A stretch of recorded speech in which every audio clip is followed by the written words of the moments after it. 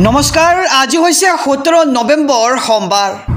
এই মুহূৰ্তত সমগ্ৰ ৰাজ্যবাসীৰ বাবে আহি পৰিছে আজি সন্ধিয়াৰ বহুকেইটা ডাঙৰ খবৰ জনাইছো আজি সন্ধিয়াৰ প্ৰথমটো ব্ৰেকিং নিউজ ৰাজনৈতিক প্ৰেক্ষাপটৰ এটি ডাঙৰ খবৰ সংখ্যালঘু এলেকাত শূন্য হ'ব কংগ্ৰেছ 2026 নিৰ্বাচনলৈ প্ৰস্তুত হৈছে আজমল আৰু আসাদুদ্দিন ওৱেইছি এক ডাঙৰ খবৰ জনাইছো সমগ্ৰ ৰাজ্যবাসীক অসমৰ সংখ্যালঘুৰ ৰাজনীতিত নতুন সমীকৰণ আৰু এইবাৰ শাসক বিৰোধীৰ সন্মুখত নতুন ৰূপ বদৰুদ্দিন আজমলৰ আৰু আজমলৰ AIUDF আৰু ওৱেইছিৰ AIMIMৰ মিত্ৰতাৰে আৰম্ভ হ'ব ৰণকৌশল আৰু 26ত একেলগে নিৰ্বাচন খেলিব আজমল আৰু আসাদুদ্দিন ওৱেইছিয়ে আৰু 2026 নিৰ্বাচনক লৈ ডাঙৰ ঘোষণা কৰিছে AIUDF প্ৰধান অৰ্থাৎ AIUDFৰ সভাপতি বদৰুদ্দিন আজমলে আৰু বিহাৰৰ নিৰ্বাচনত নিৰ্ণায়ক ভূমিকা গ্ৰহণ কৰিছিল AIMIMে আৰু সংখ্যালঘু অধ্যুষিত অঞ্চল দখল কৰাৰ বৃহৎ ৰণকৌশল কংগ্ৰেছতকৈ ভাল ফলাফল দেখুৱাম বুলি আত্মবিশ্বাস এবাৰ বদৰুদ্দিন আজমলৰ আৰু আজমল আৰু ওৱেইছিৰ মিত্ৰতাই আউল লগাব নেকি বিৰোধী ঐক্যত তাক লৈ প্ৰশ্ন উত্থাপিত হৈছে আৰু সংখ্যালঘু অধ্যুষিত অঞ্চলত কি হ'ব এবাৰ কংগ্ৰেছৰ অসমৰ সংখ্যালঘু ৰাজনীতিত নতুন সমীকৰণ এবাৰ শাসক বিৰোধীৰ সন্মুখত নতুন ৰূপত বদৰুদ্দিন আজমল জনাইছো আৰু এটি ব্ৰেকিং নিউজ ডাঙৰ খবৰ ছাত্ৰ আন্দোলনৰ সময়ত ঘটনাক লৈ বাংলাদেশৰ প্ৰাক্তন প্ৰধানমন্ত্ৰী শেখ হাসিনাক মৃত্যুদণ্ড দিয়া হৈছে এক ডাঙৰ খবৰ জনাইছো সমগ্ৰ ৰাজ্যবাসীক বাংলাদেশৰ প্ৰাক্তন প্ৰধানমন্ত্ৰী শেখ হাসিনাক মৃত্যুদণ্ডৰ ৰায় দিয়া হৈছে আন্তঃৰাষ্ট্ৰীয় অপৰাধ ন্যায়াধিকৰণে দিলে এই মৃত্যুদণ্ডৰ ৰায় আৰু অমানৱীয় অপৰাধৰ গোচৰত শেখ হাসিনাক দোষী সাব্যস্ত কৰা হৈছে আৰু ছাত্ৰ আন্দোলনৰ সময়ৰ ঘটনাক লৈ মৃত্যুদণ্ডৰ ৰায় দিছে বাংলাদেশৰ প্ৰধানমন্ত্ৰী শেখ হাসিনাৰ ওপৰত আৰু বাংলাদেশৰ প্ৰাক্তন প্ৰধানমন্ত্ৰী শেখ হাসিনাক মৃত্যুদণ্ডৰ ৰায় দিয়া হৈছে আৰু আন্তঃৰাষ্ট্ৰীয় অপৰাধ ন্যায়াধিকৰণে দিলে এই মৃত্যুদণ্ডৰ ৰায় জনাইছো আৰু এটি ব্ৰেকিং নিউজ ৰাজনৈতিক প্ৰেক্ষাপটৰ আৰু এটি ডাঙৰ খবৰ মাত্ৰ 10,000 টকাতে বিহাৰত চৰকাৰ পোৱা যায় হয় ঠিকই শুনিছে মাত্ৰ 10,000 টকাতে আপুনি বিহাৰত চৰকাৰ লাভ কৰিব কিন্তু কেনেকৈ জনাইছো সবিস্তাৰে খবৰ মাত্ৰ 10,000 টকাতে বিহাৰত চৰকাৰ পোৱা যায় শোচনীয় পৰাজয়ৰ পিছতে মহাবিস্ফোৰণ VIP অধ্যক্ষ মুকেশ সাহানীৰ আৰু নিৰ্বাচনৰ পূৰ্বে মহিলাৰ একাউণ্টে ধন দিয়া হল 10,000 টকাতে সকলোকে কিনি পেলালে বিহাৰত আৰু টকাৰ বাবে বিহাৰত NDA জিকিব পাৰিলে বুলি মন্তব্য কৰিছে আৰু টকা নিদিয়া হলে জিকিব নোৱাৰিলেহেঁতেন NDA আৰু জীৱিকা দিদিৰ জৰিয়তে 10,000 কৈ টকা পালে মহিলাসকলে আৰু 10,000 টকাত বিহাৰত চৰকাৰ পায় বুলি এতিয়া মহাবিস্ফোৰণ আনিছে আৰু মহিলাসকলক মুকলিকৈ ধন দিয়া হল বিহাৰত মাত্ৰ 10,000 টকাতে আপুনি বিহাৰত চৰকাৰ পাব আৰু মাত্ৰ 10,000 টকাতে বিহাৰত চৰকাৰ পোৱা যায় বুলি কৈছে আৰু শোচনীয় পৰাজয়ৰ পিছতে মহাবিস্ফোৰণ VIP অধ্যক্ষ মুকেশ সাহানীৰ আৰু নিৰ্বাচনৰ পূৰ্বে মহিলাৰ একাউণ্টে ধন দিয়া হৈছিল বিহাৰত জনাইছো সন্ধিয়াৰ আৰু এটি ব্ৰেকিং নিউজ 400 পৃষ্ঠা আৰু 6টা অধ্যায়ৰ অভিযোগনামা শেখ হাসিনাৰ বিৰুদ্ধে গুৰুতৰ অভিযোগ আৰু শেখ হাসিনা সন্দৰ্ভত ICTৰ ডাঙৰ সিদ্ধান্ত এক ডাঙৰ খবৰ জনাইছো সমগ্ৰ দেশবাসীক শেখ হাসিনাৰ বিৰুদ্ধে মানৱীয়তা উলংঘনৰ অভিযোগ উত্থাপিত হৈছে 400 পৃষ্ঠা আৰু 6টা অধ্যায়ত শেখ হাসিনাৰ সন্দৰ্ভত ভয়ংকৰ তথ্য আদালতে দীঘলীয়া প্ৰতিবেদনৰ জৰিয়তে গ্ৰহণ কৰিব সিদ্ধান্ত আৰু আৰম্ভ হ'ল আন্তঃৰাষ্ট্ৰীয় অপৰাধ ন্যায়াধিকৰণত বাংলাদেশৰ ছাত্ৰ আন্দোলনৰ ঘটনাৰ সন্দৰ্ভত বিচাৰ আৰু 5 গৰাকী ন্যায়াধীশৰ বিচাৰপীঠে শেখ হাসিনা সন্দৰ্ভত শীঘ্ৰে প্ৰদান কৰিব ৰায় আৰু বিচাৰপীঠৰ মতে শেখ হাসিনাই মানৱীয়তা উলংঘা কৰিছিল গুৰুতৰ অপৰাধ আৰু বহু সংখ্যক প্ৰতিবাদকাৰীৰ মৃত্যু হৈছিল শেখ হাসিনাৰ ভুলৰ বাবে আৰু শান্তিপূৰ্ণভাৱে প্ৰতিবাদ সাব্যস্ত কৰা প্ৰতিবাদকাৰী ছাত্ৰৰ ওপৰত বোমা বৰ্ষণৰ নিৰ্দেশ দিছিল শেখ হাসিনাই আৰু শেখ হাসিনাৰ নিৰ্দেশতে সামৰিক বাহিনীৰ হেলিকপ্টাৰৰ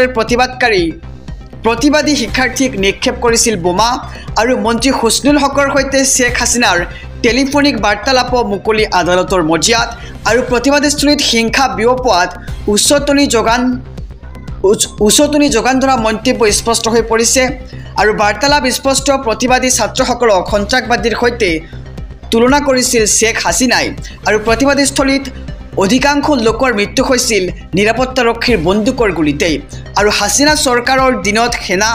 আৰক্ষীয়ে অন্যায়ভাৱে নিৰীহক হত্যা কৰাৰ অভিযোগ উত্থাপিত হৈছে ন্যায়ালয়ত আৰু ICTৰ মজিয়াত শেখ হাছিনাৰ বিৰুদ্ধে কোনে কোনে প্ৰদান কৰিছে সাক্ষ্যৰ ভাষ্য আদালতত দাঙি ধৰিলে 5জনীয়া বিচাৰপীঠে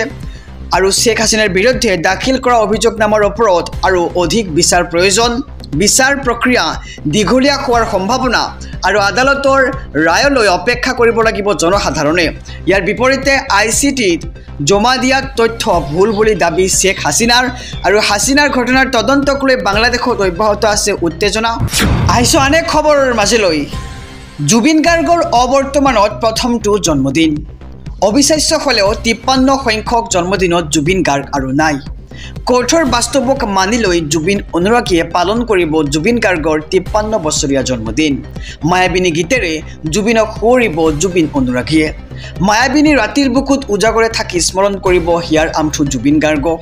আৰু পূৰ্বতে জন্মদিনৰ নিশা জুবিনৰ ঘৰত ভিৰ কৰিছিল জুবিনৰ শ অনুৰাগীয়ে আৰু হাতে হাতে কেক লৈ অপেক্ষা কৰিছিল জুবিনৰ দুৱাৰৰ সন্মুখতে আৰু জন্মদিনৰ কেক কাটি প্ৰথমে নিজেই খাইছিল জুবিনে আৰু মাছনিখা কেক কাটি উদযাপন কৰিবলৈ এতিয়া জুবিন গাৰ্গ আৰু আমাৰ মাজত নাই তথাপি জানো উদযাপন নকৰাকৈ থাকিব পাৰে হাৰ্থপৰ এই জন্মদিন আৰু জুবিনৰ অবৰ্তমানত প্ৰথমটো জন্মদিন অবিশ্বাস্য হলেও 53 সংখ্যক জন্মদিনত জুবিন গাৰ্গ আৰু আমাৰ মাজত নাই কোৰ্টৰ বাস্তৱক মানি লৈ জুবিন অনুৰাগীয়ে পালন কৰিব জুবিন গাৰ্গৰ এই জন্মদিন জনাইছো আৰু এটি ব্ৰেকিং নিউজ অসমৰ ভূগৰ্ভত 8বিধ মূল্যৱান সম্পদ এক ডাঙৰ খবৰ সমগ্ৰ ৰাজ্যবাসীৰ বাবে অসমৰ মাটিৰ তলত ওলাইছে অতি মূল্যৱান খনিজ সম্পদ আৰু সোণৰ ভাণ্ডাৰ এই খনিজ পদাৰ্থই সলনি কৰিব অসমৰ অৰ্থনীতি আৰু জিঅলজিক্যাল সাৰ্ভে অফ ইণ্ডিয়াৰ সমীক্ষাত প্ৰকাশ পাইছে এই ডাঙৰ তথ্য সন্ধান লাভ কৰা খনিজ সম্পদসমূহৰ ভিতৰত বিশেষভাৱে ৰেয়াৰ আৰ্থ এলিমেণ্টছ পোৱা গৈছে আৰু এইসমূহৰ ভিতৰত গ্ৰেফাইট ভেনাডিয়াম লিথিয়াম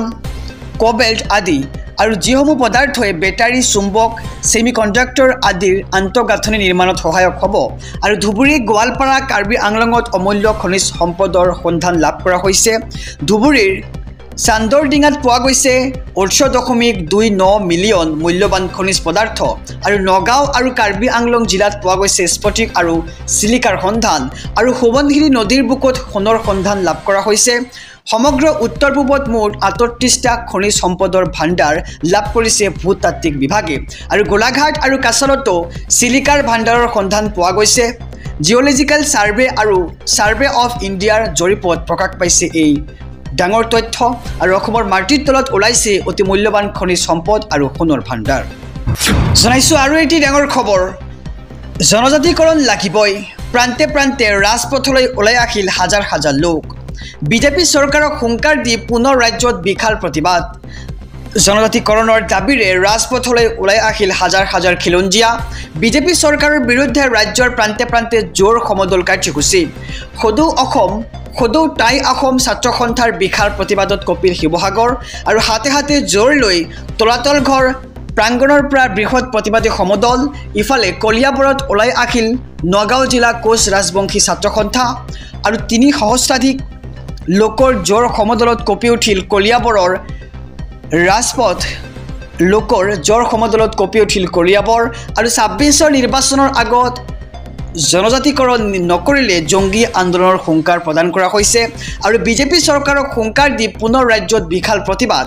জনজাতিকৰণৰ দাবীৰে ৰাজপথলৈ ওলাই আহিল হাজাৰ হাজাৰ খিলঞ্জীয়া আৰু বিজেপি চৰকাৰৰ বিৰুদ্ধে ৰাজ্যৰ প্ৰান্তে প্ৰান্তে জোৰ সমদল কাৰ্যসূচী